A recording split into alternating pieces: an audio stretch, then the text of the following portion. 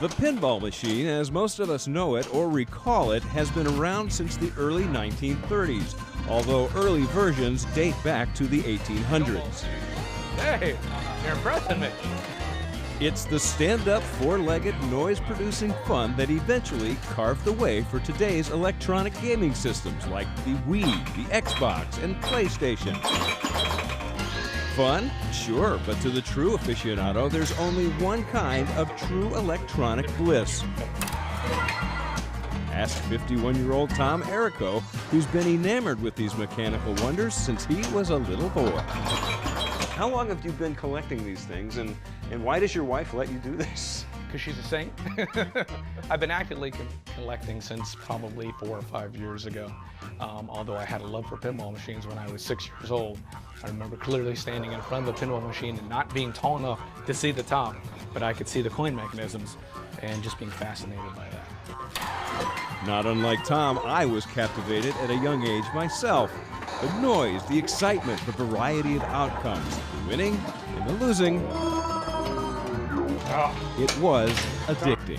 This is legendary stuff. I mean, it is. It's classic. It's a art form that you can actually play and collect, and it's fantastic interaction with the machine. When you consider the intricacies of these machines, you have to agree, for their time, they were a marvel, and they still are.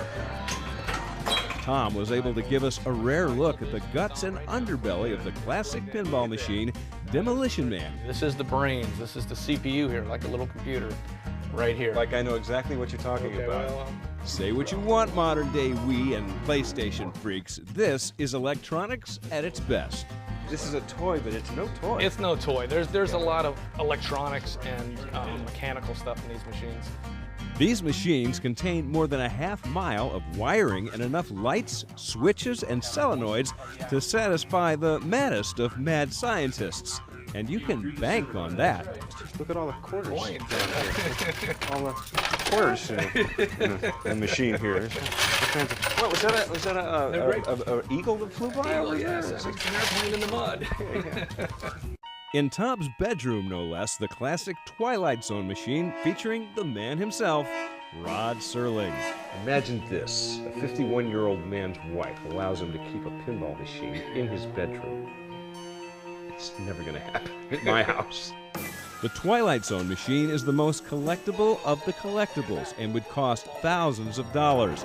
And of course, it is embedded with all the sounds of the classic TV show, including the voice of Mr. Serling himself.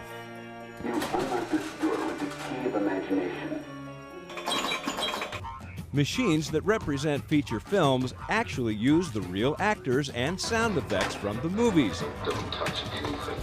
Plus, Tom has all the classics and buys and restores them himself. Totally dismantled the machine. Playfield came out, all the boards came out of the back, stripped it down to the bare wood, sanded it, primed it, put all new artwork on it.